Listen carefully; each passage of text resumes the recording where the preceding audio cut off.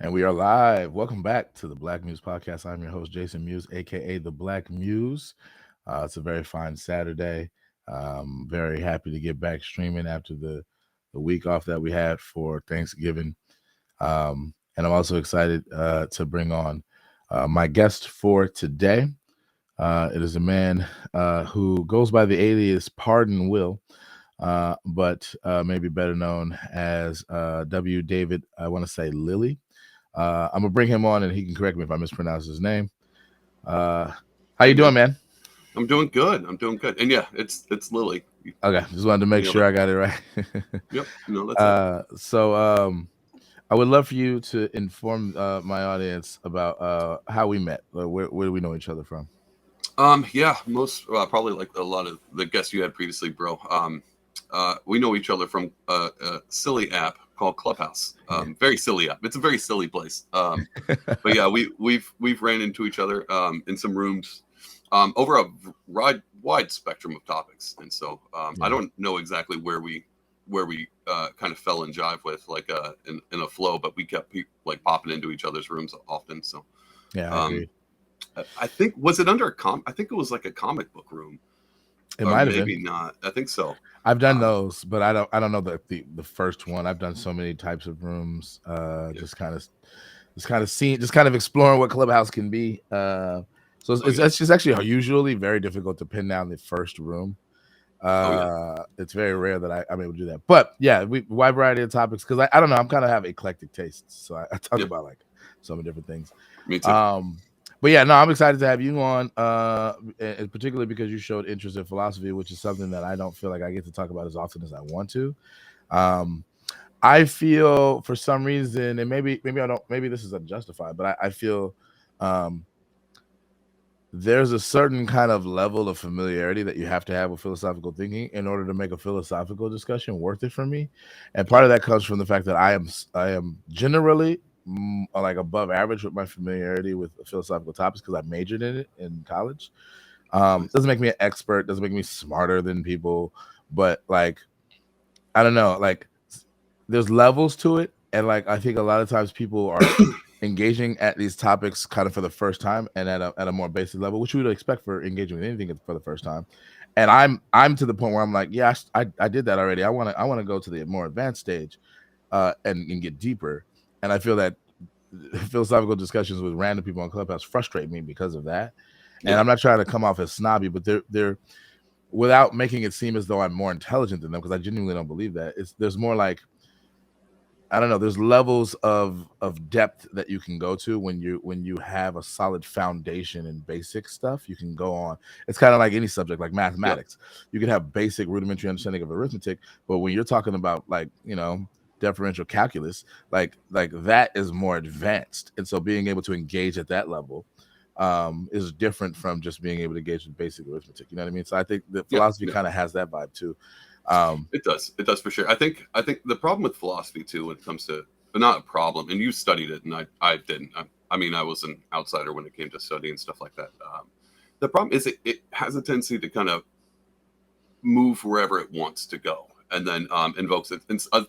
Where you have a foundation with like math, and it builds upon philosophy, gets to a point, and then starts to pour over into other things, and requires on. You know what I'm saying? It's doing a bad way of explaining this, but it has a tendency to have vines connecting to all the other philosophical topics, and so gets really chaotic, real easy.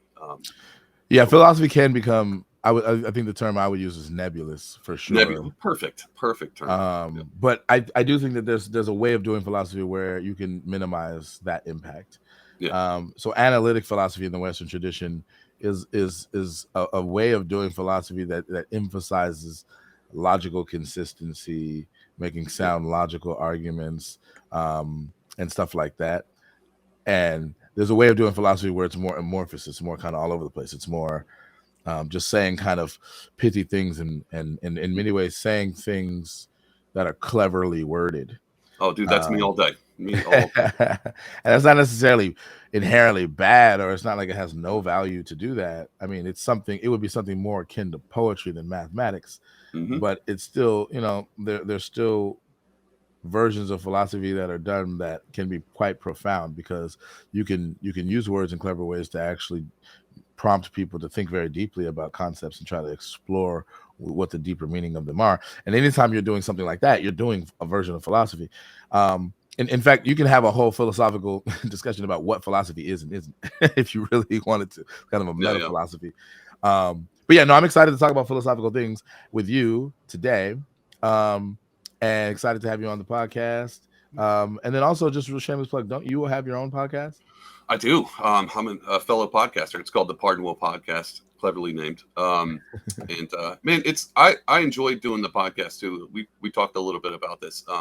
I have a tendency to start off at interviewing artists because I had an art gallery, and it was a way to kind of build upon their art, because a lot of times people come to a gallery showing, they'll see the art and they'll maybe get 5 minutes with the artist. And so I decided, well, I'll just interview them for the gallery and put it out there just to have fun. And then it eventually evolved, and it started getting, then COVID happened. So I was like, well, I'm just going to have to do them over a phone call. And that opened me up to having a wide array of guests across the world. So it was cool. Yeah.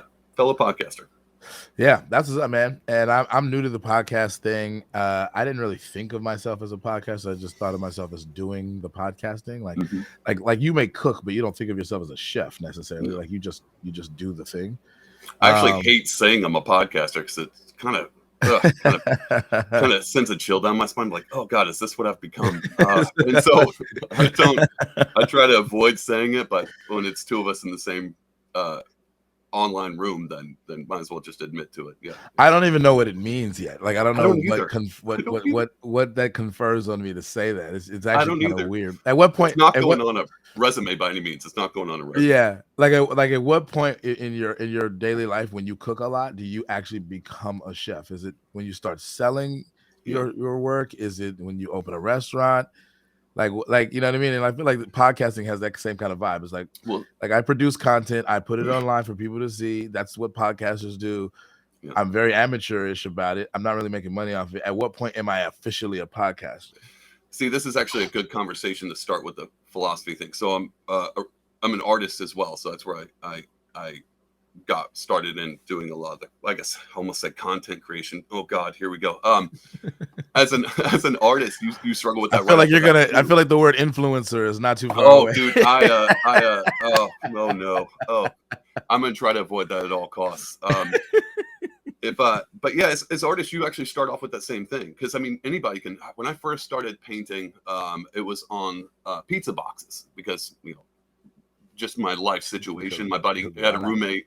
My buddy, he had a ton of paints, and I was like, well, let me see some of these. And we obviously had pizza boxes laying around, so I started painting on them, and that's how I started off. And then I eventually got to where, I got better and better. And then I had I went to a coffee shop that had a whole gallery room, but they didn't have any art in it. And I was like, well, let me try a gallery. And so I sold the pieces of art before then, and then I asked them if I could set my art up and do a show there, and they were like, yeah, this is fine. And this is like Southeast Texas. This isn't like Manhattan or anything like that. And they let me do it. And so I was like, well, when do I become an artist? Is it after I sell a piece? Is it when I think I'm good? Or is it after a gallery show? And I was like, well, now I've done all of these and I'm still a terrible artist, but I still technically probably can say I'm an artist. So yeah, I don't know when that begins. I don't know when you cross that threshold of becoming something. And it might just be, when you want it. I agree with that. And what even the criteria is, it's not even clear to me that in order to become an artist, you have to be good. Yeah, well, I would hope not, because that would shrink their numbers drastically. And the other thing is, I have a buddy of mine. He actually went to school for art, and I didn't know this term because I didn't go to school for art. I'm considered what's called an outside artist. For those who aren't outside artists, they don't know. Outside artists don't know that they're outside. They're just artists. And people in school that were, and I always, when he told me that, I was like, that's kind of punk rock. I'm going to stick with it. But so I don't even know if that's technically an artist either. If you didn't go to school for it in that realm, you might not be considered an artist. But is the criteria some kind of official credential or academic track? Because like I feel like a lot of people would consider themselves artists even if they didn't go to school for it. But you can't do that with you can't do that with medicine. I mean, you could be like, well, I'm a doctor, and be like, well, hold on there. You kind of have to graduate. Not in the West, you can't, but I think that there are probably good reasons for us having certain standards. But they do have people in other countries that have private medical practices who don't go through the same hoops that our medical practitioners go through. Oh, okay. I didn't know Um, that. yeah, in other countries because they don't have the infrastructure for it. They don't have the big schools Yeah. and stuff catered to it in certain third world countries. But they have people who still study medicine Gotcha. informally or maybe quasi formally, meaning not in with an institution, but like they have classes, they have textbooks, they have access to a lot of the same medical information that we have here. Um, so there's that. So that's just interesting. I know we're kind of getting off the main topic, but Yeah. I think My it's I bad. think it's worthwhile exploring this just because we are going to delve into a kind of philosophical tract of trying to define things, and so Yeah, this is and kind of a crossing the nice little threshold. warm up. Yeah, Yeah, crossing cross that it. threshold. Yeah, Yeah. yeah. And So yeah, honestly, that's if anyone's listening and they run into an outside doctor, I don't know about that one. an outside doc. Well, Yeah, it would be a that doesn't have a medical license that's recognized in the West, right? But if that's the only doctor that recognize. specializes, no, I mean, yeah, but like official in some kind of official capacity. But if it's like a doctor in a third world country who specializes in treating some rare disease, Yeah, and nobody in the West does that, and you're desperate, I bet you would probably roll the dice and be like, yeah, well, yeah. I at would. least this person has studied that shit and maybe has had some success. I'll take some fucking some Yeah, Eastern doctor. It's funny. That was actually the theme of Doctor Strange. Is the Western medicine couldn't help him with his hands, and so he got real desperate and went to went the all the way mystics. to Kamertage and was disappointed to find out that they had this kind of soothsayer woo woo stuff that he didn't believe in as a medical practitioner, and then Tilda Swinton's character, the ancient one, fucking literally blew his mind, like took his soul out of his body, and he's fucking astral projected. Like, what the fuck? What was in that tea? Yeah, dude, that actually be one of my top 10 of all of the MCUs. One Yo, of my top Doctor 10. Strange is epic, man. I love that film. The They second did one such a good I job. liked the second one, but the first one has a special place in my heart. I Yeah, me really, too. really, really liked it. It's an origin story. It was very, very good. I think the second one did good, but it did better because it was the Sam Raimi film. If Sam Raimi wasn't a part of it, I don't know if I'd liked it as much. But because I just recognize a lot of that director in the film, so Yeah. yeah. Another sorry, we rabbit holed again. We rabbit Hey, trailed. it's cool, man. It's cool. I tend to go on tangents on these deep Yeah, dives. me All too. right, Me too. so so we did a little warm up philosophy, which I think is great. And I want to transition us awkwardly into the topic proper. So we actually have come to talk about, I think, a topic um that is in some sense fundamental to a lot of the culture war stuff that we're seeing in our contemporary politics. It's an ongoing debate. It comes from olden days, but it is continuing and kind of reemerging in various different ways in our contemporary times, and that is the debate between free speech versus hate speech.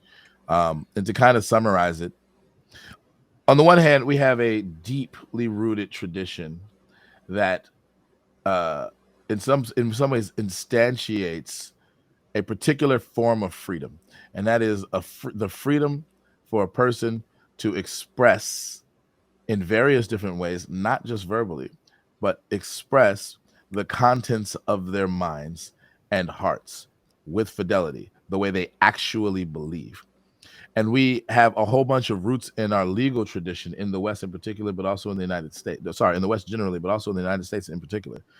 Um, and instantiated in the First Amendment in particular, where we have freedom from government authority to be able to express the contents of our minds, even if we're wrong, even if we think things that are vile, even if we think things that are hateful. And there's a whole bunch of arguments one could give for why that's really, really important in a civil society such as ours, to whatever extent it is civil in 2022.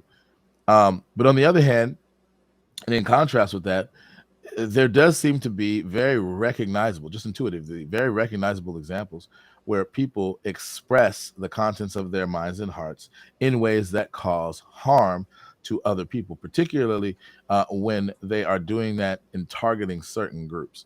So we've seen that in the context, at least partially, of uh, Nazi Germany, where the Jewish people were demonized and scapegoated in various different ways, and a whole bunch of Negative stereotypes and tropes were drummed up about them, and that kind of thing escalated and progressed to the point where you had mass desecration and some of the one of the most diabolical acts of genocide ever perpetrated in all of Western human history against Jews.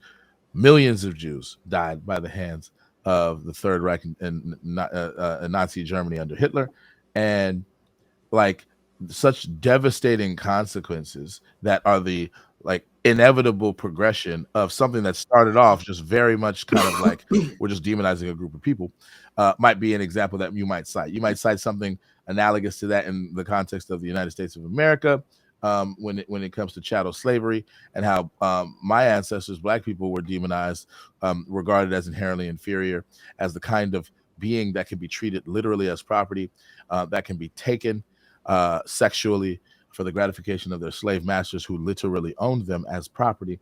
Um, and there were all kinds of justifications for diabolical treatment of enslaved people in the United States context.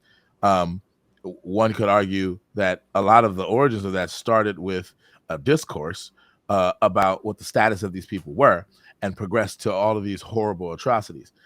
Regardless, even if you don't want to count those extreme examples, we have all kinds of examples where people lie on other people and it causes damage because it generates false beliefs or rumors that are not true about those people, and people act in accordance with those things. So you have the kind of spreading of misinformation, and there's damage that can be done there. Probably not as extreme as genocide, but still damage enough. Or you can have damage to the psyche of groups of people who are constantly demonized for immutable characteristics, things that are out of their control. So no matter how extreme you want to go, I think intuitively we can find examples where people saying certain things, particularly if they're violent, hateful, and ignorant, can cause a lot of damage. It's one of the reasons why I think Kanye West is in trouble right now, is because he's saying a whole bunch of things about Jews that don't really seem to be true. They seem to be perpetuating negative tropes that actually were the hallmarks of Nazi Germany. And so I can understand why people want to like distance themselves from that kind of thing. So I've said a lot, but I want to get you in here, Will. When Okay. it comes to this free speech versus hate speech debate, it does seem like it's actually a legitimate conundrum. To what extent do we want to put limitations on what people can say, and and what damage is there if we become too censorious of people's ability to be able to say what they actually believe? And on the other hand, is there no way that we can get a little too loose with our freedom of speech to the point where we're allowing all kinds of vile speech that perpetuate dangerous and reprehensible ideas that have irreversible and perhaps devastating consequences in our society? That's a big one. I think I might, if you don't mind, I'm going to back up a little bit Yeah, no worries. and back to what you said before, because everything, like when we talk about speech, and there's the old philosopher said this, I don't know where. Basically, it's thoughts eventually turn into words, and words eventually turn into actions, and actions eventually it steamrolls downhill. But it all starts from a single thought. And so the idea of if a thought gives birth to speech, and then speech gives birth to actions, and actions gives birth to consequences, hypothetically. How do we keep from the bad ones, the bad actions coming out without squashing the good ones too? So all bad thoughts turn into bad words. Well, how do we stop the bad words? Well, just keep them from speaking. But how do you stop bad thoughts? And I think that comes back to the idea of either shut people up and what we're talking about, like quote unquote cancel culture, or cancel them out, Yeah. remove their speech from them. It's not going to change their thoughts. Matter of fact, it might amplify it. And so I probably fall under a pretty broad tenet of free speech absolutism. I don't know if I'm smart enough to understand what that implies, but I think I fall into that category because you're never going to solve bad thoughts. And the only way I can tell to change bad thoughts is by letting that person speak and then contending with better speech. And so that's that same thing. Like the only way to fight bad ideas is to have better ideas come against them in the arena of debate. And so I think when it comes to free speech, this is where I'm starting off. I think you're never going to get rid of bad thoughts, but you can change them with allowing them to come out. And so I'm all for free speech, even if it's hate speech, because I'd like to know who's thinking what, and if you curtail that with a cultural, like even with the Kanye thing, I would rather Kanye say what he's saying now, so I know how to, whether or not, I'm not going to buy Yeezys anyway. But if I was like, well, now I don't know if I want to wear his shoes. Mm-hmm. I like that, and then it also allows people who are close to him to Mm-hmm. maybe pull him aside and go, "Hey, buddy, you might be off the rails a little bit. Let's." And so, but no one would know that. It's the same thing where you have a friend, who maybe does something drastic and Yeah. ends their life, and you're like, well, I wish they would have said something. I wish. Yeah. And we have a saying with some friends, like, where you've seen this online, where it's like, I'd rather sit with you for an hour talking about your problems than sit for 45 minutes at your funeral. Like that kind of thing. And you Yeah. never know what people are going through and what they're thinking until you open that gate. Now, again, it can always steamroll, and you have things like genocide. But I don't know you're going to stop genocide by curtailing speech. I think the only anyway. So I'll land it here. The only way the best way to stop bad speech and hate speech is to contend with it with debate. And I understand the argument of being like, well, if you're debating a fool, don't you give that fool a platform to think that they're smarter? And I would say, yeah, I think there's a proverb for that. But where we are in our context now, let Kanye do Kanye, and then let the people who love him call the doctor. I don't know. I mean, fair enough. I think that that's a very great example of the kind of stance that the quote unquote free speech absolutists take, Yeah. for sure. But I kind of want to invest us in this discussion in the controversy, because I think that there's a genuine controversy here, and I think that it's not obvious which side is right. And I think that usually when that happens, it's usually because both sides have validity. Yeah. Both sides are partially right, but perhaps not all the way right. And it's not clear exactly where all the way right even is. So, for example, Kanye West is reportedly guilty of perpetuating anti-Semitic tropes.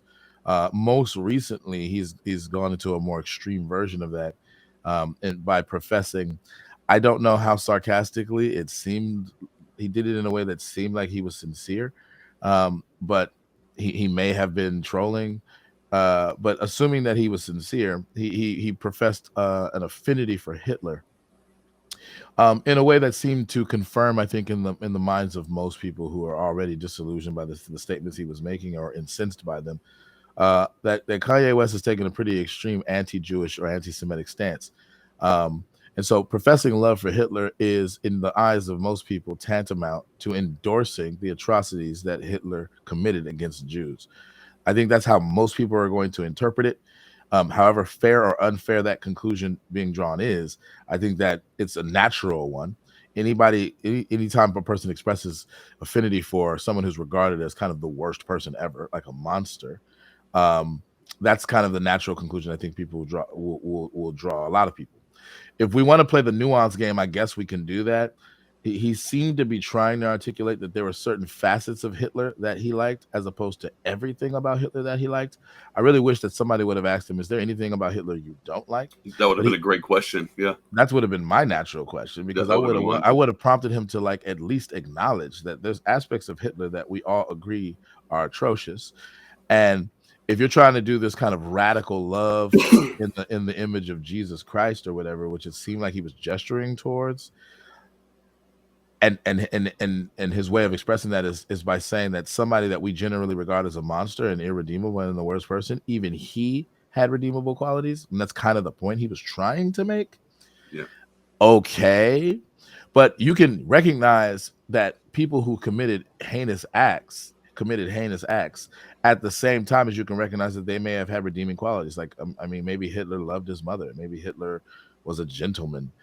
Maybe Hitler could make a mean cup of coffee. I don't know. I don't know anything about Hitler's personal life. Maybe Hitler was actually really, really smart. I've actually heard that Hitler's a very intelligent person.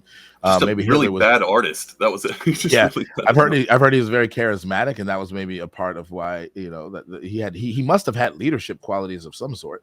So Yeah, the idea that Hitler had some virtues is, I don't think, that controversial. I think what's controversial is it was expressed by Kanye in a way that made it seem like Hitler had no vices. And like, in the context of a person who's known for saying anti-Semitic things, like he wants to go DEFCON 3 on Jews, like, it's not a good look. It's just the optics are terrible, bro. Like I yeah, don't know, man. And so it's hard to justify any of that, even if you want to be nuanced. But the idea that he has the freedom to say these horrible things, I think it strikes at the heart of the controversy, because what people are concerned with is that he has an outside sphere of influence that most people don't have. He has a huge microphone and a platform that goes far and wide, despite efforts recently to censor him and deplatform him. And he's making an impression on some people in ways that may drum up a lot of controversy, particularly between the Black community and the Jewish community, but just in general in our society, having kind of like anti-Semitic animosities being drummed up, and those negative consequences, to whatever extent that they are happening or potentially will happen, could be cited as the ills of hate speech. That's why hate speech is bad. That's why hate speech needs to be curtailed. So you might give an independent argument of that kind of sort that says, look, if we can recognize um, a lot of consequences, negative harms that are the result of particular forms of speech, i.e., hate speech, then we can motivate a discussion about how do we curtail that. What do you think about that?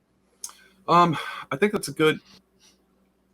See, there's a lot there that my mind was kind of running through, because even on the idea of Kanye has a platform, and he could when he speaks, it's not like me and you talking on this podcast, or in your living room setting. When he says something, it echoes throughout the world because of his influence, and that echo can butterfly effect into something drastic happening. Right? That's very possible and very true.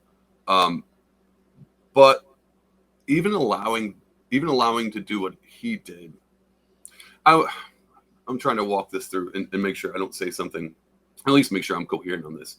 I don't, again, he's been kind of, let's talk about Kanye. He's been kind of ramping up for a while now. Like, if you watched his Twitter, if you know the whole Pete Davidson thing, you can kind of start seeing like a deterioration of, he was kind of going through like a Britney thing, where she had a mental breakdown. You can kind of see this build up.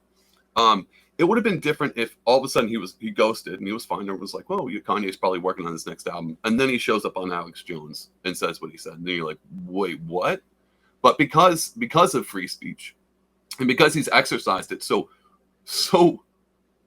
unwell, with lack of responsibility of it, it kind of showed a lot of his cards. And I say this is a good example for those listening, when it comes to free speech. And what I mean by what I like when people say their thoughts out loud, because it lets me know who they are and be able to judge accordingly if I'm going to go into business or if I'm going to shop here.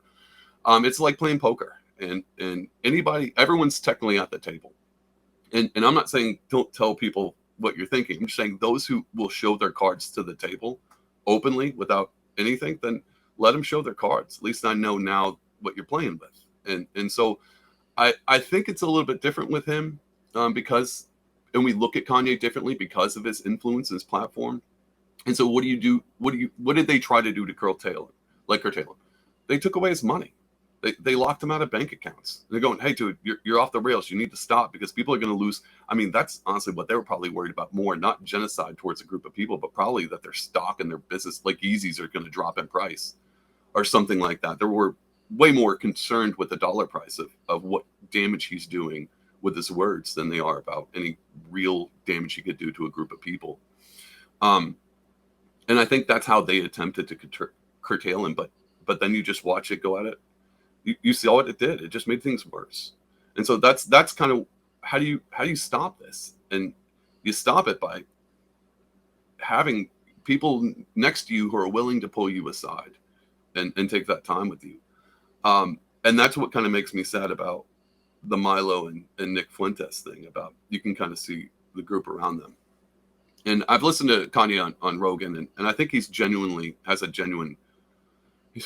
genuine person for sure. I think he says what he's thinking and feeling at most of the time. I don't think he trolls that well. I think he's very honest about who he is. He wears everything on his sleeve. I don't know so much about Milo or Nick. I think they're very strategic in what they say. Every play is a chess move. And so for him to be surrounded by those two, not that people can say what they want about that. I don't know them that well.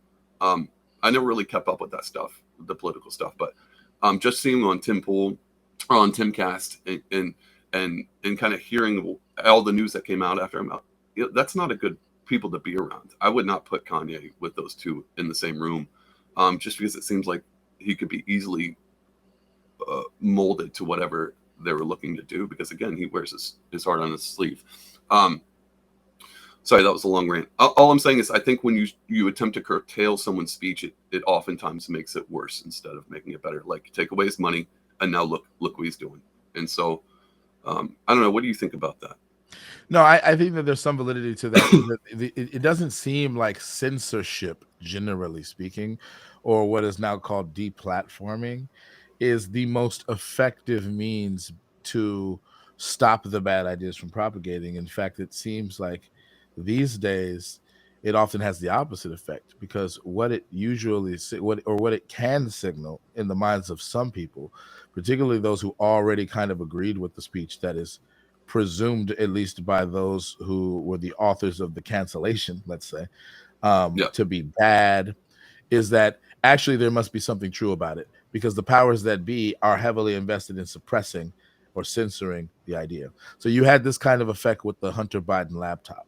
You had a yeah, lot of political motivation on one side of the aisle to censor that story, because it had obvious potential consequences for the outcome of a very close election, i.e., the 2020 election. yeah, And so presumably that was motive for them to collude with big tech to censor a story and label it at least potential Russian disinformation. That is to say, that built into that presumption is the idea that a foreign country is interfering with elections to have a bad outcome, and that bad outcome is defined in a very particular way, i.e., a Republican gets elected, yeah, because that was presumed to have happened in 2016, and that was the official explanation for those on the left, those left of center, for why Hillary Clinton lost embarrassingly to Donald Trump then. It wasn't because Donald Trump got more votes fair and square. It was because the Russians interfered to ruin our country, because Trump is apparently bad, according to this view. On the I other think hand, it's. Can I stop you? I think it's yeah, go ahead. hilarious that the gameplay was pulled out of a 1980s movie, and I just thought that was the best. I was like, these people haven't. They're just okay. That fair Yeah. enough. Let's do it. Oh, 1980s. Let's and do it the again. media drove that narrative with no evidence for the longest time, and it actually created a very interesting phenomenon I want to get into in a second. That's Okay. related to the ineffectiveness of this. But on the other side, because I'm trying to be somewhat neutral, you had all kinds of political motivations to pump that story up, because it had, I think, understandably, a very predictable outcome, which was that Yeah. it was going to make the major candidate on the left, i.e., Joe Biden, look bad enough to effectively make Trump win. And the fact that it got suppressed by big tech became scandalous, because it became obvious to those right of center, or at least this is their contention, that dirty games were being played, and that unfair forms of collusion that were politically motivated were being utilized to keep the masses, the voting populace, from knowing information about a major candidate that would basically decimate their chances of winning. And that's in some sense cheating. Yeah. And so the fact that the media seemed to be in on it and then didn't cover that story until well after the election, when it didn't matter anymore in terms of affecting the outcome of the 2020 election, is scandalous AF. And now you have the new owner of Twitter and Elon Musk airing out that dirty laundry. And a lot of people are kind of like, see, this is the proof. This is what we've been saying. A lot of people right of center have been saying this is exactly what we've been accusing big tech, and particularly Twitter, of this entire time. And now we have proof being aired out by Elon Musk. And the fact that you have people in the government right now that's mostly run by Democrats going after Elon Musk like he's some kind of criminal all of a sudden.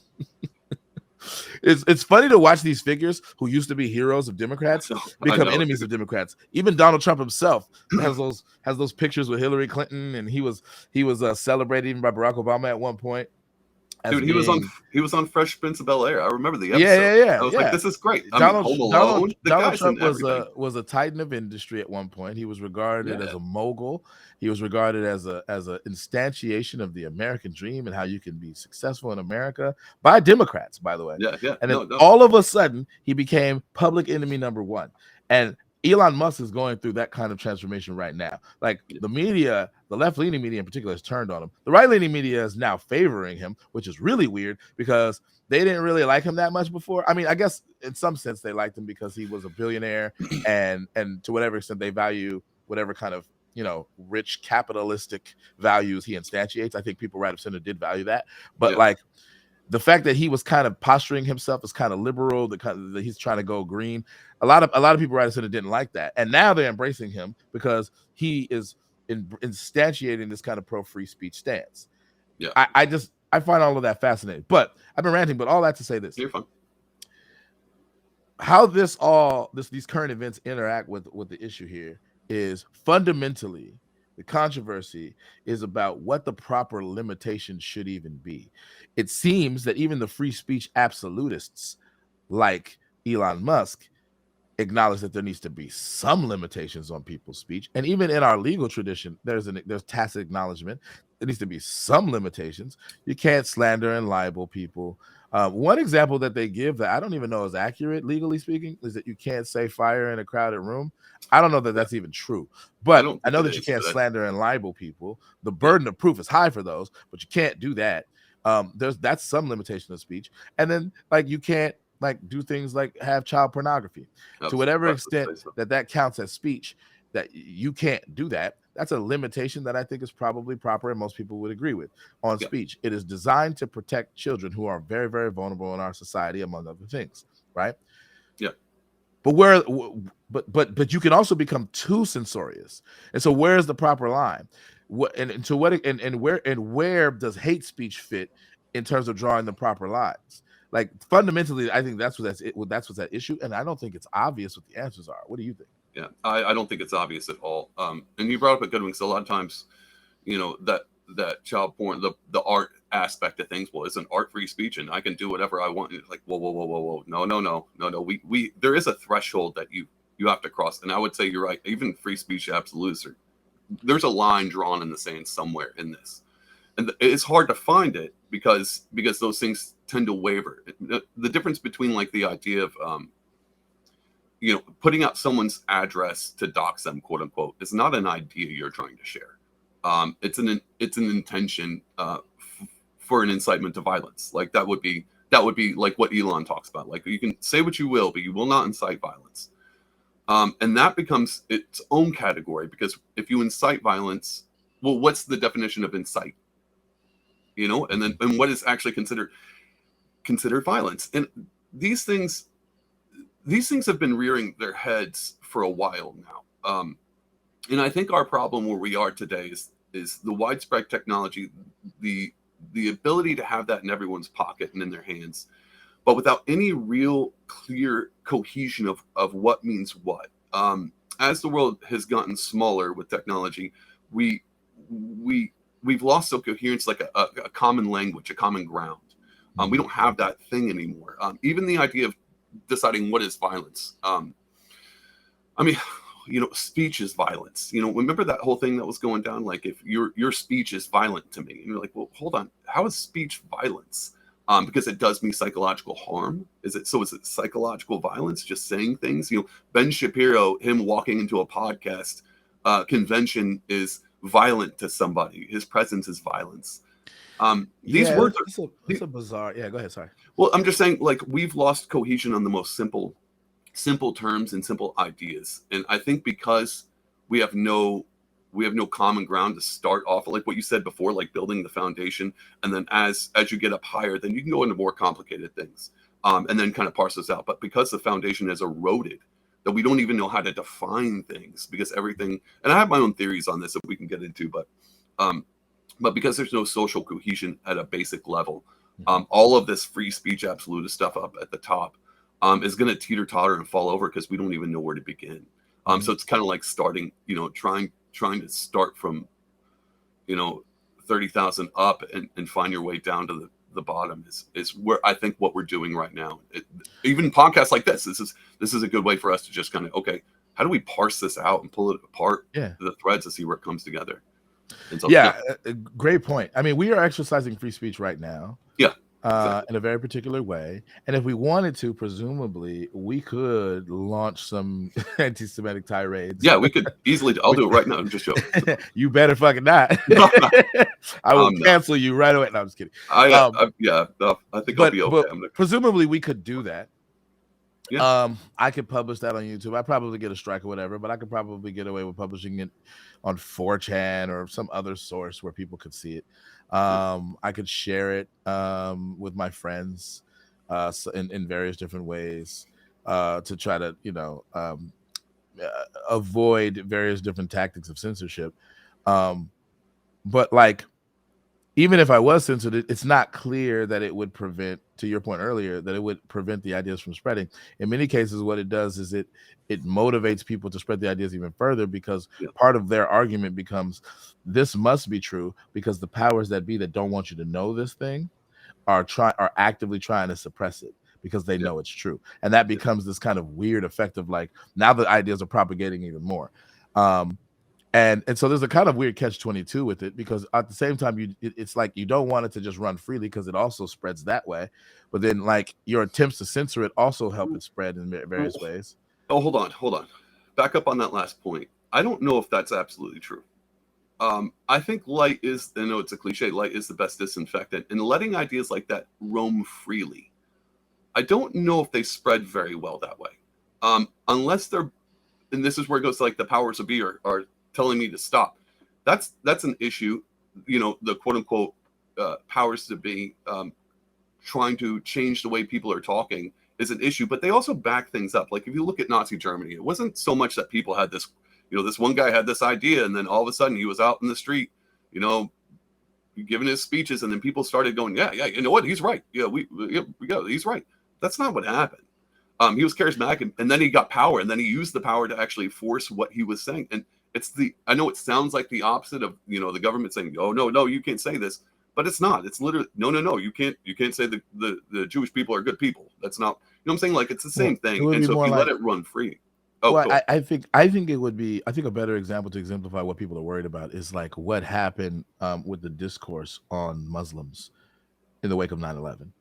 There was Okay. a very pernicious discourse in our American society that I shamefully admit that even I got caught up in as a very ignorant, stupid ninth grader. Yeah. I'm serious. I want to just be Okay. open Yeah. and honest about that. I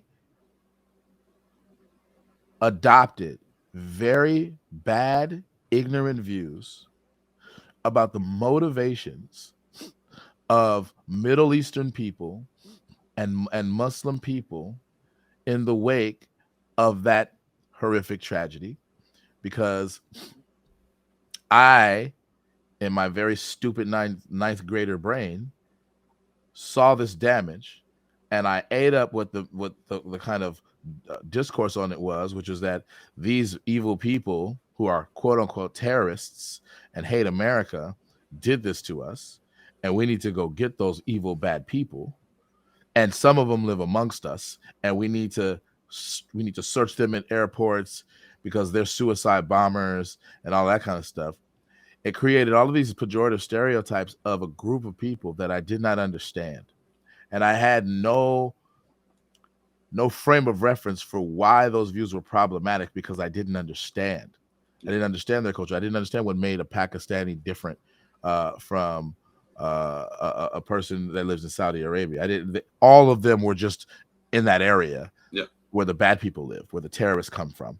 And that's fucking problematic. And I'm deeply embarrassed that I thought that, but I thought Yeah. that, and I wasn't the only one. A lot of people in America thought that. That's why Middle Eastern looking people used to get the side eye at airports. That shit was a stereotype that it became Yeah. pervasive, and it propagated in our society. And it was driven in a lot of ways by the media, and And the by a kind of government, dude. the government, and, and And the by and by government. a kind of moral panic, and because it was reified by legit, what we would regard as legitimate sources that have our national interests at heart. it it it gave a kind of validation to a form of prejudice that to this day still negatively impacts groups of people. And I didn't understand that in my dumb ninth grade brain. I Yeah. thought that I was I was in line with the official narrative, and so therefore I was justified. And that kind of thing is what people are afraid of when Dude, it that comes keeps to happening spreading bad today, though. ideas. Yeah, I But that's know. but I that's know. not. But that's again, it's okay. So let's bring this up. You're right. It was a bad idea, but it was also backed up. The 9/11 thing backed up by media, backed up by common consensus of America enough to we went to war, and people were like, "Yeah, let's go to war." Like, how do you and so my point behind that, if you were to actually flip that on its head, all right. So what would be the thing? What would be the thing? They obviously the government wasn't trying to squash anti-Arab hate. They weren't trying to do that. They're literally drumming people up to want to go to war. They were So what would trying to be squash anti-American hate specifically. exactly? So if you were to say, well, then what's the bad idea that could have went around that they didn't like? And I can tell you what it was because I remember this. It was 9 and this might get you flagged on YouTube. 9/11 was an inside job, quote unquote, like that thing. Yeah. Now, if I was the government, I'd be like, no, no, no, that speech right there, we can't have any of that. If you were to let that roam, along with the if you were to let those two ideas contend and battle each other, which the internet kind of allowed that to happen, and now because the internet has allowed that, people look at things differently. They look everything's a little bit more skeptic. I'm like, well, I don't know about this thing, or I don't know about this Benghazi thing kind of looks weird, and it's like, well, good. We should start looking at things with a very skeptical eye. And any major idea of a narrative, which even like the COVID thing, like a lot of nuance was involved in that because the internet allowed ideas, bad ones and good ones, to compete and roughhouse. The problem became when you weren't allowed to say things like, was it an inside job? Where was W on that day? What was going on here? Because you weren't allowed to do that, you had one narrative. And I think anytime there's one narrative, again, the social cohesion is the foundation, and then let everything else play on top of that. We know what we all knew 9/11 was bad. No one's saying it was good on both spectrums. It's just a bad thing all around. But the conversation can build off the idea, well, this is something we don't want to happen. But what happened that day? Who's really at fault? Now that's something built upon a foundation that we all agree. Now, if there's people out there going, that 9/11 thing was kind of cool. Now we have a problem. Well, there are we people. Need to, there are people who felt that way. They were the more extremists. yeah, I would say that the Death to America crowd. For sure, bring them to the table and let's talk about it. But it's not that simple, dude. Because one thing that we have to contend with, is the human propensity for conflict that precludes the possibility for civil discourse. When I fundamentally do not fuck with those people, right? Yeah. I just do not fuck with them. Bringing us to the table to have a conversation about shit is not possible, bro. Like, I'm done. It would be like you've reached the point in your marriage where it's like, divorce now. I don't want to hear it, right? Like, at that point, coming together to discuss your future together is like we're past that point. We're just done. That's why you hear talk of like a peaceful divorce in America. There are a lot of people who are at that point right now with our kind of cold civil war that we have going on right now. And it's because a lot of animosity has been fueled to the point where people are just done. They're just like, those people who are by whatever their definition of criteria are antithetical to my side or antithetical to me, I don't fuck with them. So like you had people who were understandably pissed off about the ways in which America had moved in foreign countries to destabilize foreign countries, to invade them, to get their oil and shit like that, right? America has committed a whole bunch of atrocities in the Middle East. So when Middle Eastern people say death to America, they mean that shit because their lives have been colored by American interference in their political structures and in their societies. And they know that shit and they don't fuck with it. They don't fuck with it. And I understand that. That is not an endorsement of 9/11, but I understand the motivation. I don't endorse the motivation. I don't condone the motivation, but I understand the motivation because I understand that America has perpetrated injustices. Now, when you understand that and how that colors how they perceive us, then it's easier to understand why people were cheering when those towers fell. It wasn't all Muslims. Okay. In fact, it was a very small minority of Muslims, of people of of Islam or whatever, who are extremist jihadist types. But like, part of what fueled the propagation of the bad ideas was that bad blood. right? So now you have an atrocity that's committed against innocent people in America because America has gotten away with a bunch of atrocities in the Middle East. And now that instance, 9/11, got weaponized politically to motivate a war in an area by which we were able to procure even more control of foreign oil because we needed it. We justified invading a country that didn't even have any nuclear weapons based on some bullshit intel. And most people didn't know that shit because it came from official sources like the fucking CIA, right? Like we know that now, hindsight's 2020, but we didn't know that shit at the time. And at the time, I, as a dumbass ninth grader, was like, yeah, fuck them, we're going to war because they blew up some buildings I've never even seen in real life. Like that's how because I internalized this. They attacked us. Yeah.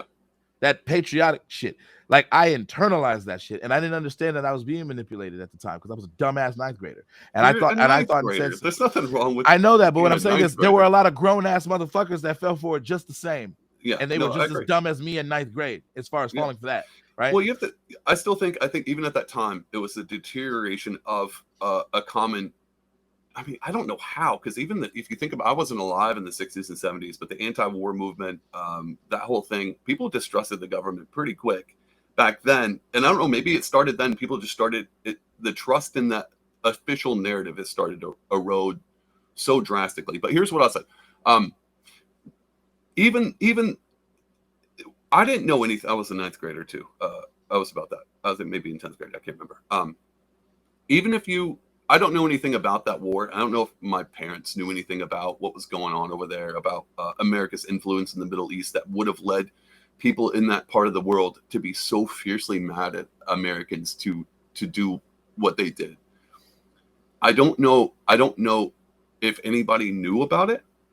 And because they weren't at the table and people in the Middle East, maybe they were shouting at the top of their lungs going, hey, America's doing some weird stuff over here or bad stuff, and they're killing our people, and people are getting mad because that whole speech right there, if that was given more light, then maybe Americans would have been a little bit more skeptical when something happened. And 9/11 might not even ever happened if you would have gave the people or at least made the world known to a voice that was being squashed.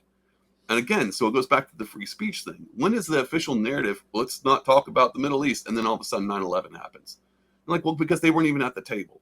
And when you do that, when you squash people and shove them down and keep them marginalized, at least keep their voices marginalized, what do you expect to happen? And that's what I'm saying. If we're going to try to solve this problem, and we have the internet now, so now we're dealing with a whole new card game. How do you solve? You at least let the bad thing. Let the voices be heard, and if they're bad, the more you squash it, dude, the more it comes down to it again. The more you silence people, the more they're going to have to find other avenues to come out. You know, I hear, and I'm not justifying. Hopefully, I'm not justifying. You know, yeah, I'm no, not, I don't. Well, now that I think about it, 9/11 was kind of. No, I'm not saying that. Well, but no, I'm just saying I don't. I think that would be too far. But what I am saying to try to tease out nuance is, America was guilty of perpetrating a lot of atrocities to the groups of people who were motivated in a kind of retaliatory fashion to do that thing. That thing that they did in retaliation is not justified. It's still bad, but we understand what their motivations were because they were retaliating in a certain way. If you understand that context, then you can understand their motivation. That's not the same thing as condoning it, right? So that's the nuance, is understanding the motivation for an atrocity, but not condoning it. Like and that's where I am. I would never condone the murder of innocent people because America did some fucked up shit. America needs to pay for the fucked up shit that they did. They need to be held accountable, but you don't murder people and because then it becomes, in a microcosm, it becomes the same thing as like gang warfare. You shoot up some of my homies, I go shoot up some of your homies, and then you shoot up some of my homies, and we just do this endless circle. Like that shit is not cool. So like morally, it's hard to justify that. But to go to the point that I want to make, I still fundamentally think that there's a controversy here in terms of what you're saying about letting the bad speech out and letting the, so to speak, marketplace of ideas. You didn't evoke that term, but that's usually what's evoked. Yeah, letting the marketplace of ideas do its work. Because here's the thing, sadly, and history kind of is a testament to this, it's not even a guarantee that the good ideas are going to win.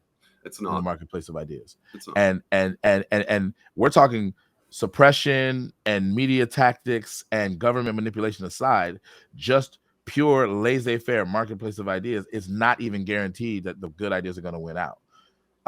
It's going to be a function of the collective intelligence that we have.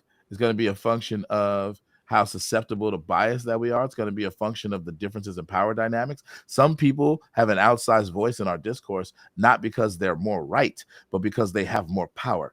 And sometimes you have people who don't have power, who have the right ideas, but they don't go as far, they don't propagate as far, or they're perceived as not coming from legitimate sources because they're coming from the downtrodden who don't have the authoritativeness and the credibility that comes with having certain kinds of power, like that comes with what comes with being a part of the fucking CIA, or comes with being an official like the president of the United States, or comes with being a part of a multinational corporation that has business dealings in all the countries. Like, we associate and confer legitimacy on all of those status symbols, and regular motherfuckers like you and I on the internet are not going to have that same status symbol.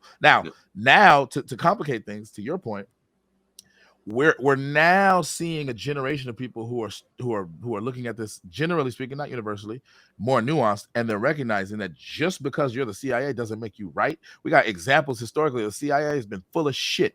We got examples recently of the government saying a whole bunch of shit that didn't add up, like the fact that coronavirus supposedly didn't leak from a lab, and now all of a sudden it looks like, yeah, that shit might have leaked from a lab. And on top of that, the U.S. government was funding gain of function research under Dr. Fauci.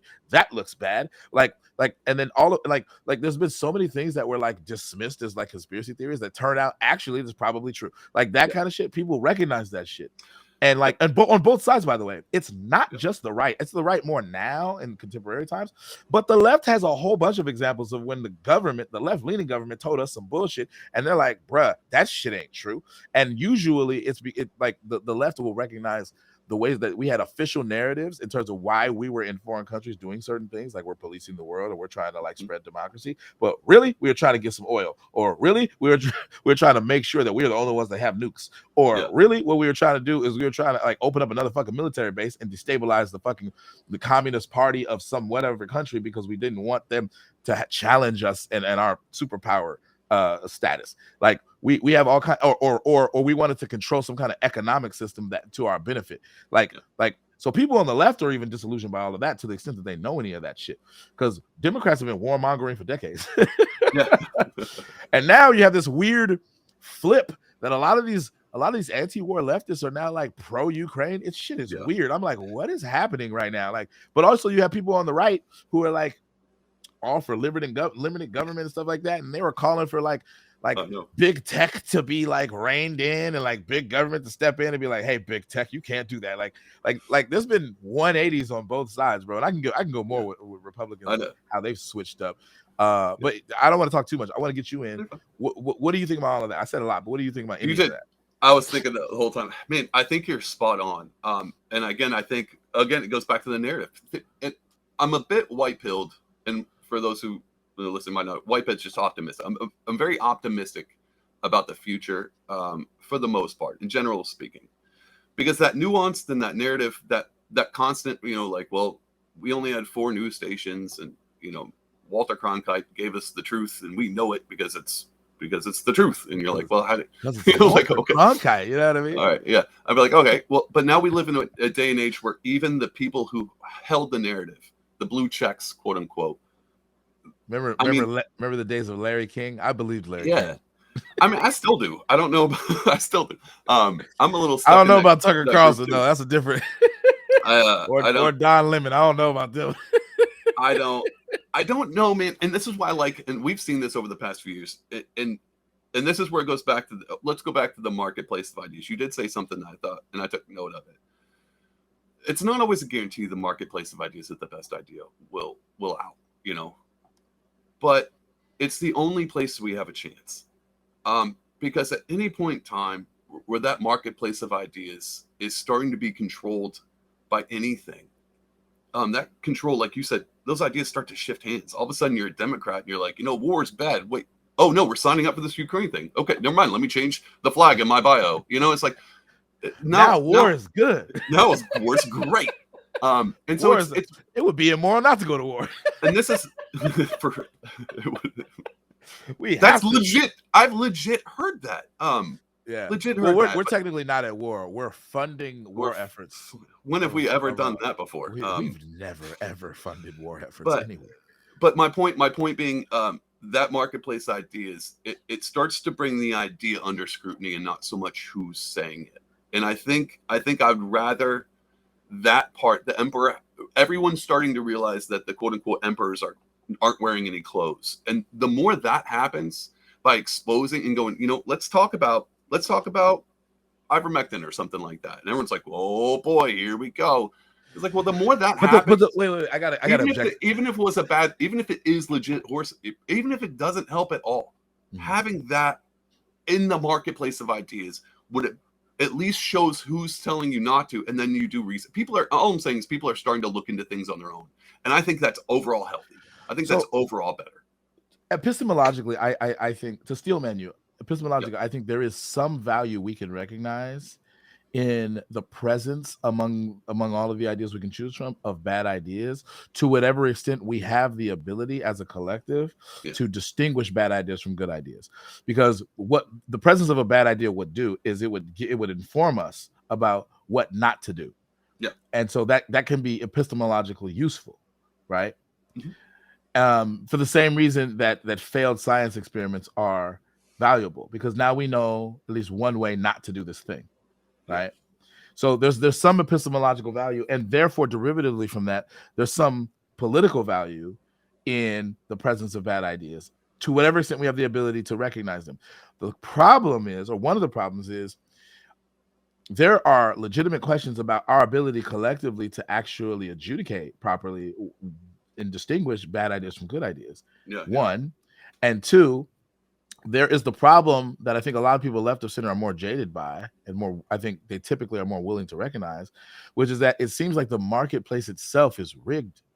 It seems like there are outsized influences in the marketplace that don't make it level, and it has biases built into it for certain kinds of ideas to get a bigger weight than they deserve. And if that mechanism is itself corrupted, then depending on that mechanism, makes a lot less sense to do that. And I think fundamentally what the hate speech crowd is preoccupied by are various forms of, I think, credible evidence that the marketplace of ideas ain't as level as I think people right of center typically describe it. That there are biases built into that marketplace, and there are monopolies on certain kinds of ideas built into that marketplace. And a lot of the people who have good ideas, who don't have power, their ideas get dismissed so easily, so regularly, that what are the chances of those ideas making it to the top? Right? Like, can you give an example? So I have, because I'm thinking about it in my head, but I don't know a good one that I can base this off. So historically speaking, we have the concepts of slavery. I used this earlier, right? Okay. So there was a very dominant idea that we call now white supremacy, that there was something inherently superior about being white, and by contrast, that there was something that made you inherently inferior if you weren't white, particularly if you were black, and that there were all kinds of politically motivated and economically motivated justifications for why you get to treat a person with dark skin in certain ways, because it legitimized an entire institution that we depended on economically for various different reasons for an extended period of time. It had all kinds of social implications, etc., right? And political implications, right? That very bad idea was dominant for an extended period of time, partly because there was an outsized weight given to white people who promulgated that idea and who benefited from that idea. And all of the people who were black, who repudiated that idea, and even some of the white people who were in the minority who repudiated that idea and challenged that idea, they didn't get that same level of impact on our discourse for an extended period of time, right? That might be one historical example of how bad ideas got raised to the top and better ideas got suppressed, right? Well, go ahead. What if it wasn't raised to the top? Because we're talking about a biased marketplace for sure, but it doesn't seem like bad ideas got raised to the top. It seems that the bad idea was at the top, and then slowly over time, the good idea fought in the marketplace and found its way to the top, and now has expunged that bad idea for the most part, and now sits supreme. And I say that because it seems to be, and we saw that in our day and age, we saw the internet come about. Both of us, I think, you ninth grade, we were both born before the internet. But before then, even another example of that I would use of the good ideas moving to the top is before the internet, really what we saw was the printing press, which happened about 1500. And at the same time as that happened, you have the Catholics and Protestants splitting. And that caused a ton of damage on its own. Catholics killing Protestants, Protestants killing Catholics, and so on and so forth. But that was a difference of another marketplace that was biased. And then all of a sudden, someone threw not a good idea. They threw a printing press in the middle of the marketplace and go, all right, now let's see how bad ideas and good ideas went out.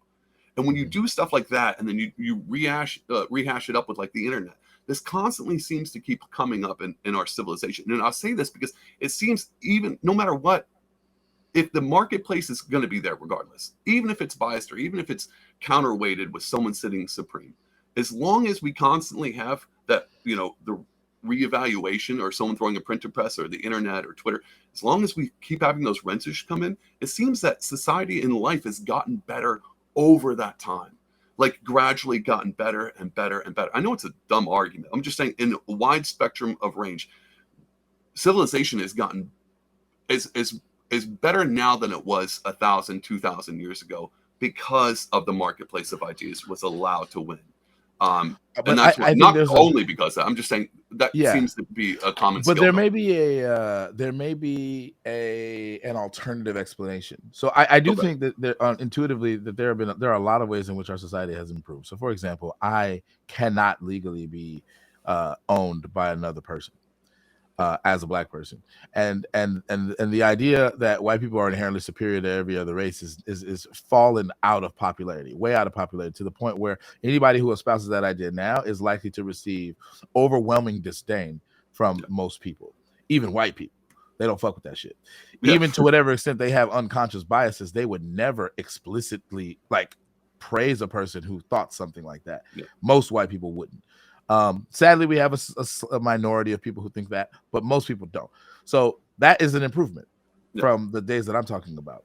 The fact that I can't be held as a slave, and outside, I guess, of the context of being a convicted felon, as a black, and it's definitely not even by race, because anybody who's a convicted felon can be treated that way, whether they're white or not, is an improvement in some sense, even though it's not perfect.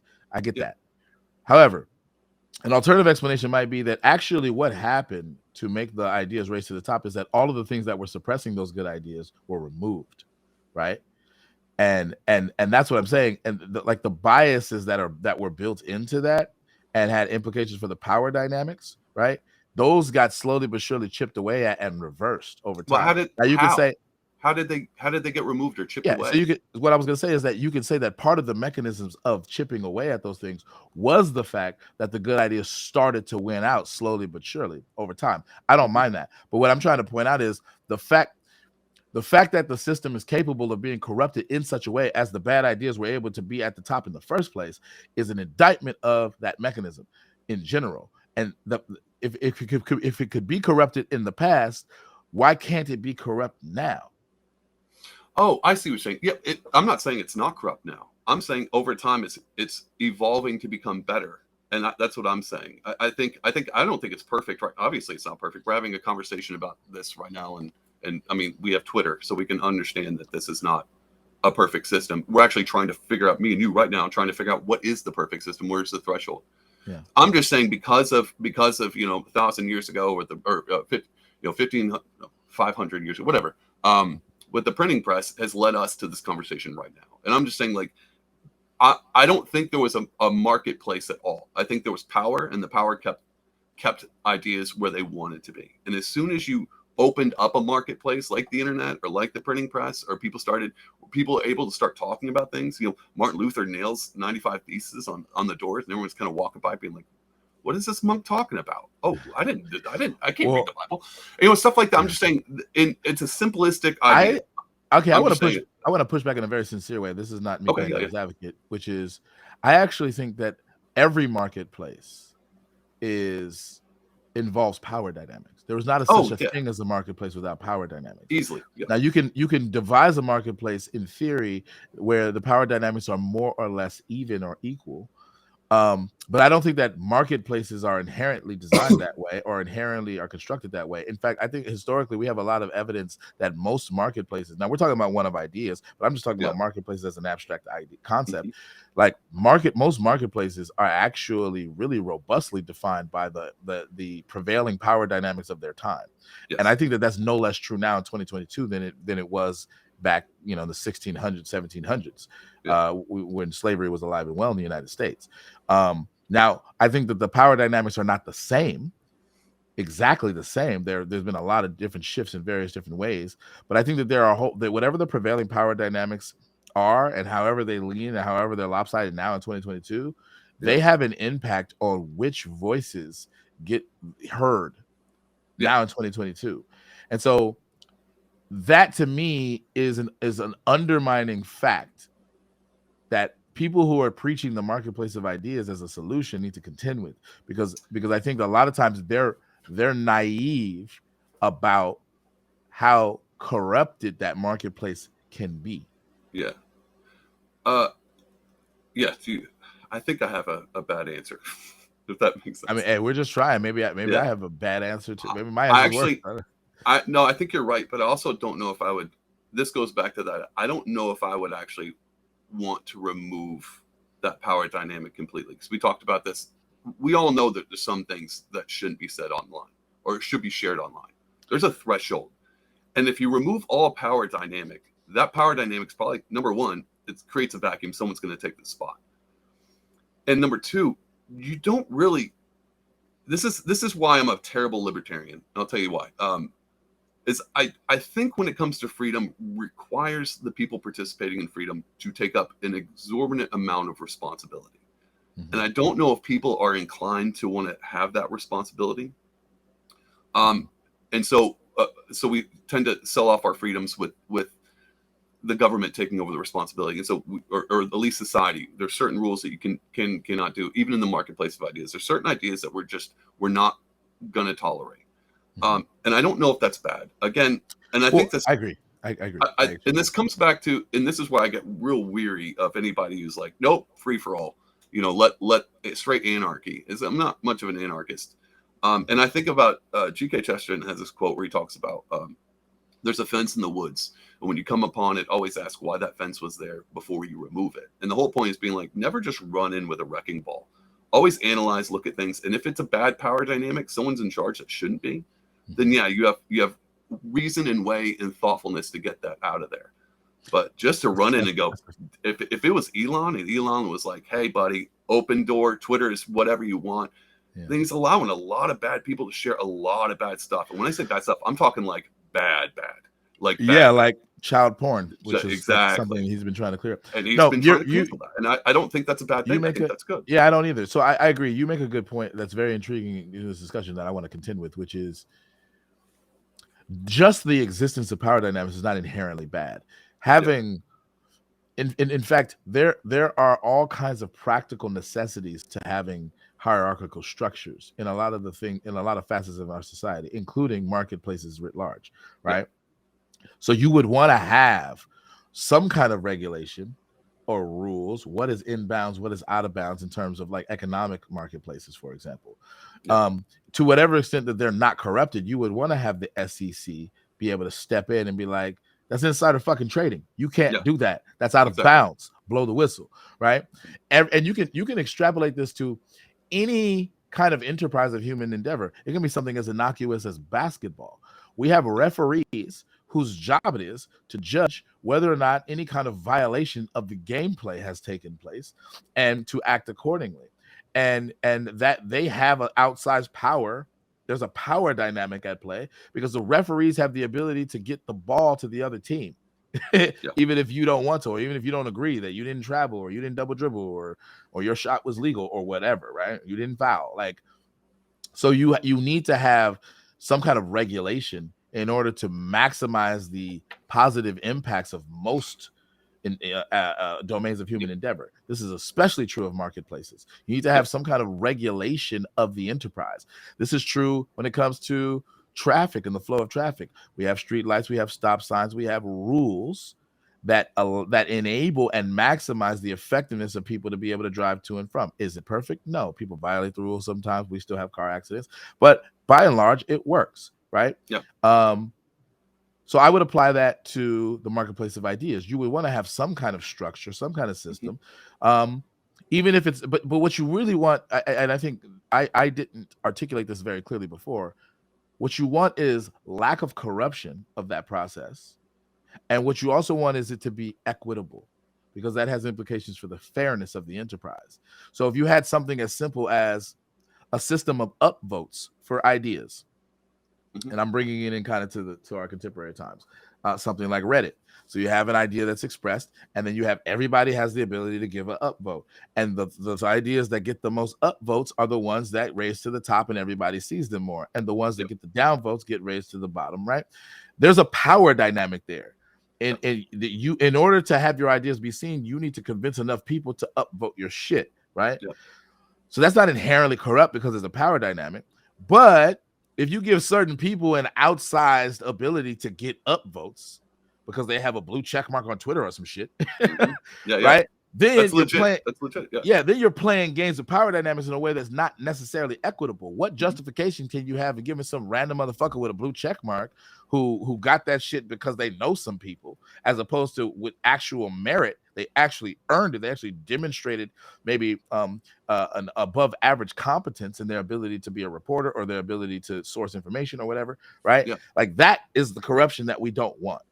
Right. So the power dynamics, to whatever extent there's inequity, they got to be justified typically by competence or an outsized, like a propensity for leadership or a propensity for competence that's like higher than the average person.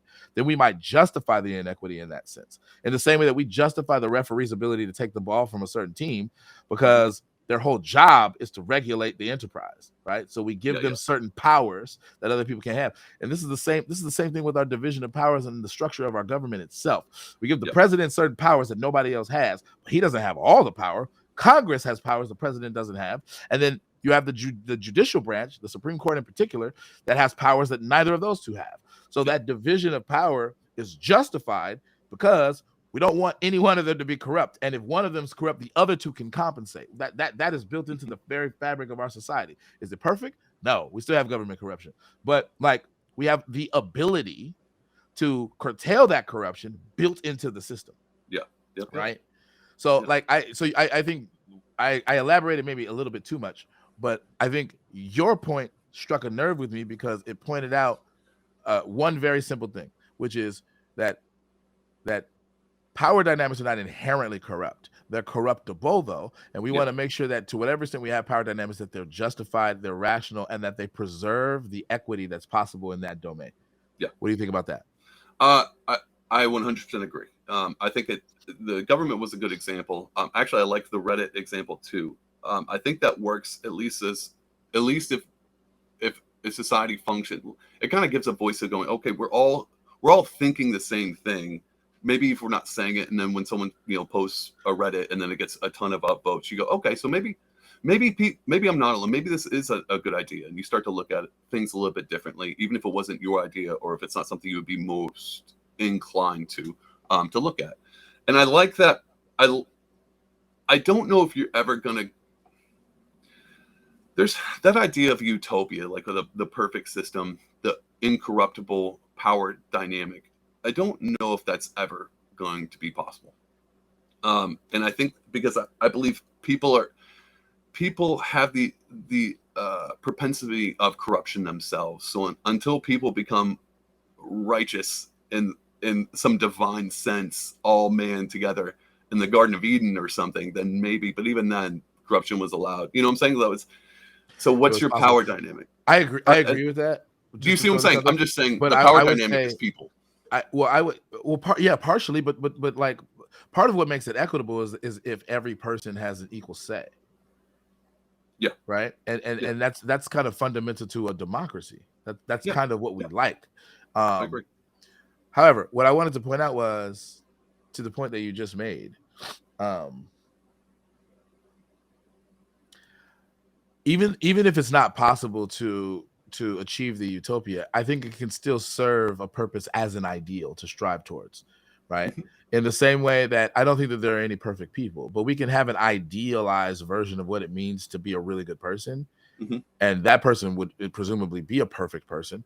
And I'm not perfect. I've already made mistakes. So case closed. I'm not perfect. Yeah, yeah, yeah, But striving towards that ideal is still valuable. And so the idealism, even though idealism can become its own kind of, it has its own pitfalls, yeah. but I think the where it goes right or where it's useful is you're striving towards something. You're trying to get as close to the ideal as possible. Mhm. And I think that that's what we want to preserve in terms of our ideals in the context of how we function as a society. Yeah. Is we have certain ideals of democracy, we have certain ideals of civil discourse, we have certain ideals for equity, and freedoms and liberties. Sometimes these things even clash, but like striving and trying to get as close to those things as possible, I think is still valuable. I think so, but I think it's naturally going to happen. And I say that not without effort, for sure. There's people out there doing. If all the smart people just decide to be quiet for a day, we'd have a real big issue, right? Like, oh, that would be a problem. And I say that as I'm one of the people that would be talking the loudest if that ever happened. There's an idea. What you're saying is good, because there's a math thing. There's a name for it, where there's a steady straight line and a line that's lean going, and they're consistently moving closer together, right? I don't know if you know. Asymptote. Yeah, where they constantly, but they'll never ever in an infinity ever touch, because I think the that's line called can. an asymptote. Yeah, I think that's I'm what it not is. again. Oh, if I the only smart I only people remember that stop from talking, like I'd I be was like loud. 10th grade or something, and it had Yeah, ass in it, and that was the funniest shit to me. I was a very immature 10th grade. awesome. That me too. Asymptote. I was like, Uh, I'm sorry, what did you say? She's like asymptote. can I we was like, study I this will every week? never Yeah. forget this word. Yeah.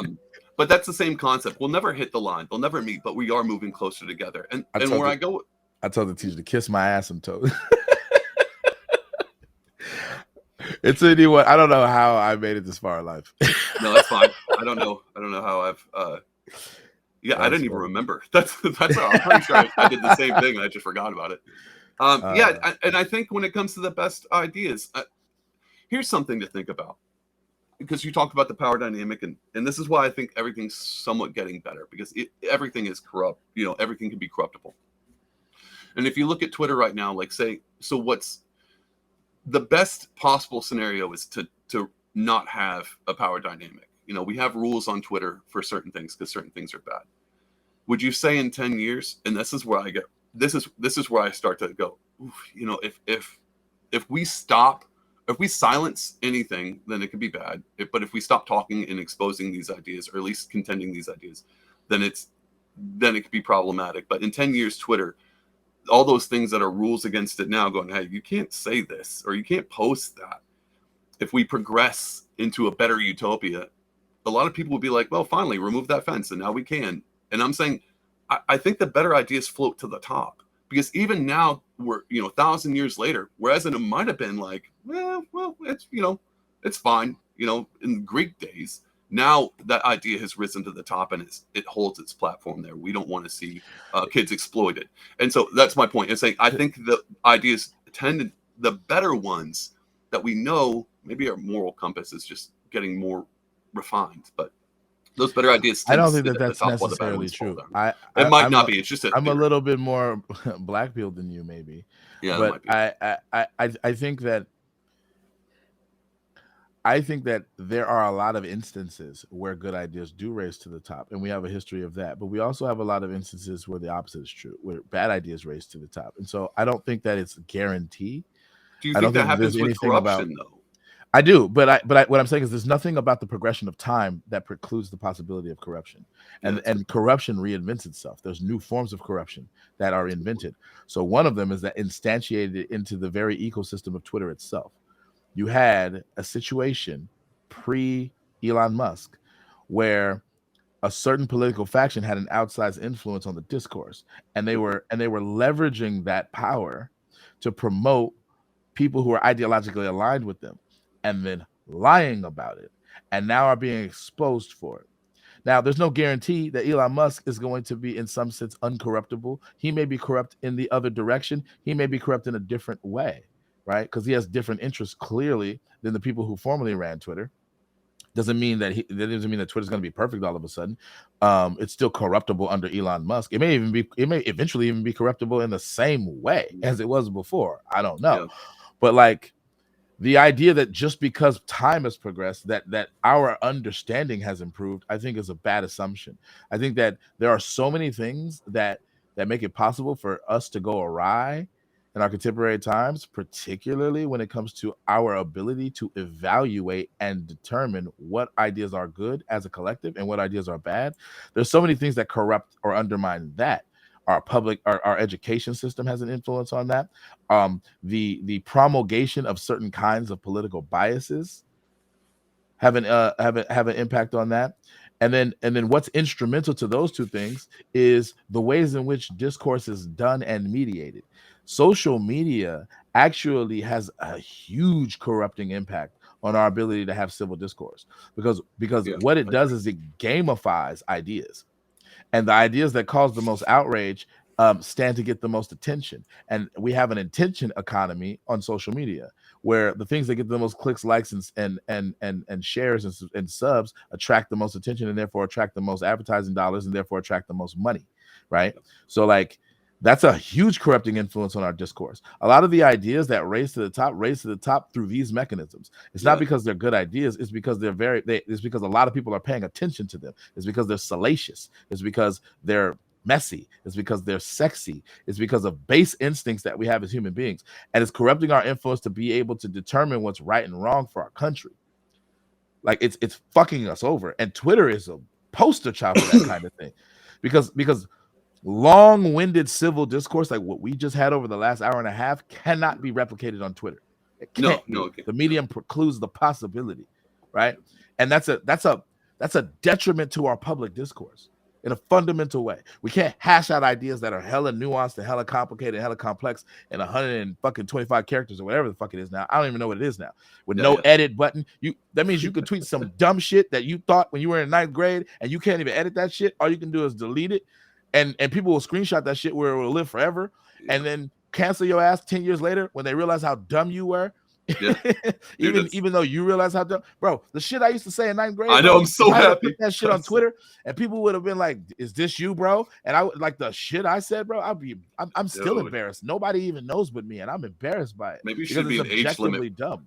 There should be an age limit for free speech then. We should set it at like 18 to 21. You're not allowed to have free speech until this age.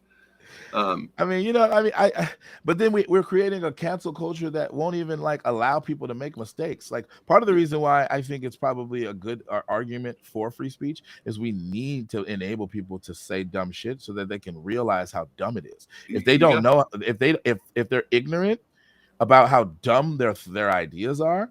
And I am the poster child for this. Like I've said a lot of dumb shit over the years. You think I sound smart now, but that's 35 years of like trial and error, fam. When I was 15, I was dumb as shit. I said the dumbest, bro. I was so ignorant. And there's a lot of things I'm ignorant about even now to this day as a 35-year-old. But I have right. more wisdom in my ability to be like, I probably shouldn't speak on this because I don't know that much. But at 15, I Yeah. used to just say shit.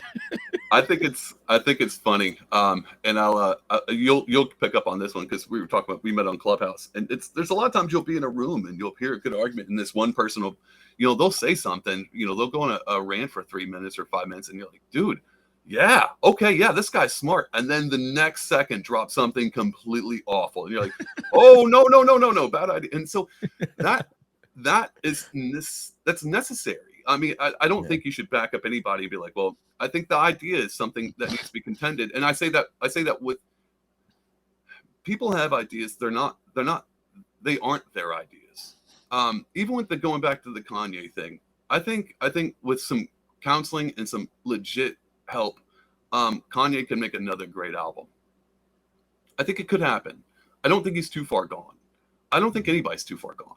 I'm a bit empathetic that way. I'd like to find, and I've been on Clubhouse where someone said something really smart, and then 2 seconds later said something dumb. It's probably been me too, and so I would like for that free market of ideas. If you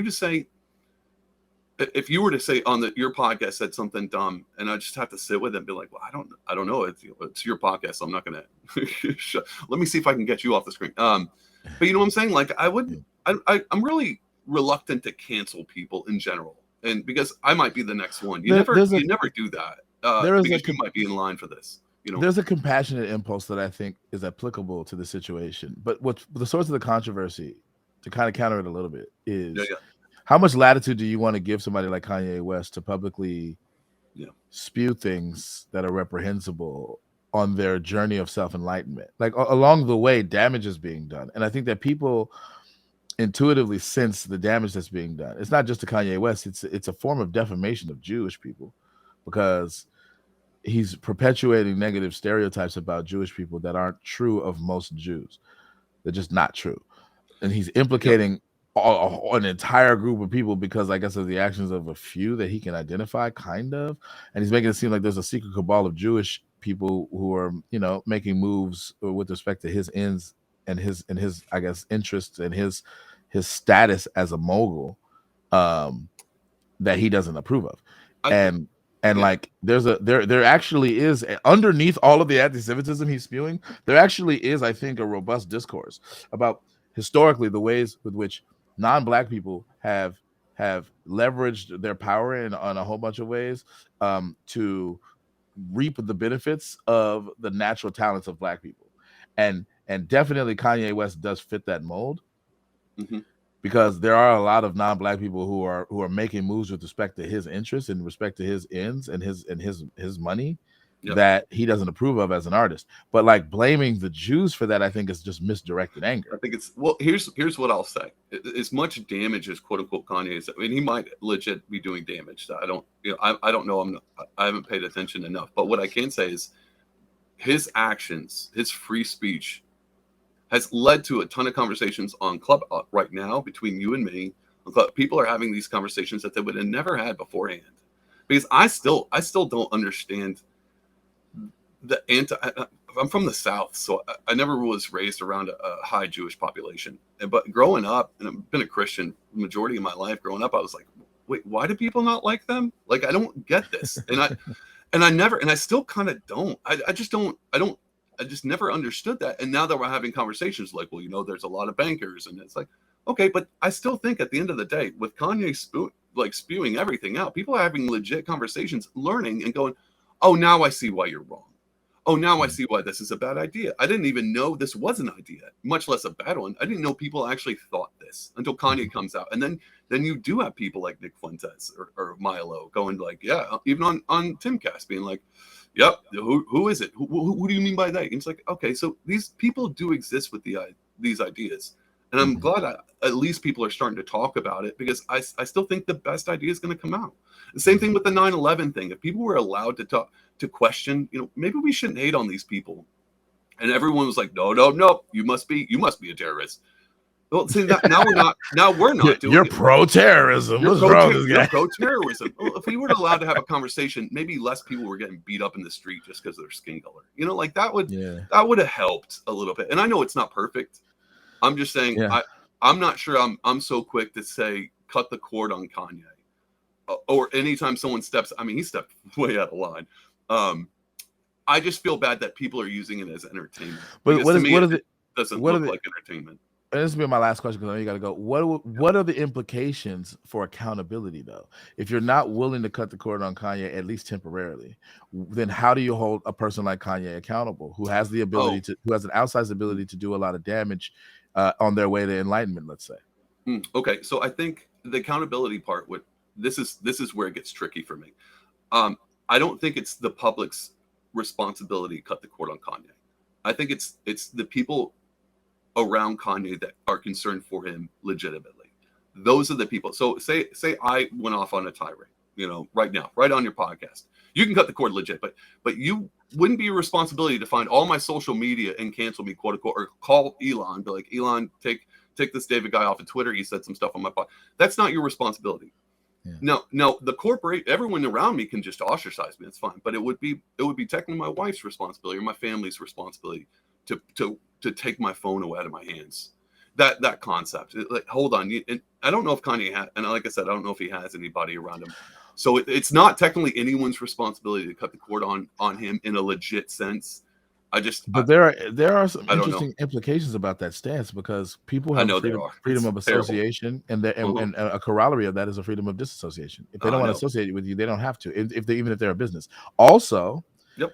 that's a form of speech too. So people have the ability to repudiate your I speech agree. with their speech. Uh-huh. So with these freedoms preserved, to say it's not my responsibility is one thing, but I do have the freedom and the ability to move that way. And if you have Yep. people who move in such a way as to ostracize themselves or part ways with Kanye in such a way where he loses millions of dollars, it seems like that's in bounds. And it seems like on some level, we would want that kind of thing to be normed on, because we do want some kind of accountability for people who say reprehensible shit in public. Yeah. Yeah, well, that actually, I mean, accountability is the right word for that. I was thinking the same thing. It's a responsibility, not for, it's not Adidas's responsibility to make sure Kanye doesn't say the wrong thing. It's Adidas's responsibility to make sure they make money. And if Kanye starts to ruin their product, then it's their responsibility to cut Kanye off and go, hey, you're out of here. I have no problem. You're right. That's itself, it's form. The cancellation part is a form of free speech too. I don't like it when it's the government doing it, because then it seems unjustifiably there's no business deal going on here. So I don't know how the government could get involved. But yeah, I agree with you. I think if I said what I said on this podcast, I could come out tomorrow and be like, you know what, I hate Kanye. I'm going to block him. I don't want to hear anything about him, and I'll make efforts to not even have conversations about Kanye. I can do that too, and that's fine. I just think it as a it's not my responsibility to save Kanye, is my point. And if I go, well, you know what, the best thing for Kanye is to be taken off of social media, so I think Elon should do it. Okay, but again, it's not my responsibility. I don't think it's Elon's responsibility. Well, it might be. If I think he violated something. I don't know. He got kicked off of Twitter, so he violated something, and I remember Elon saying he violated something.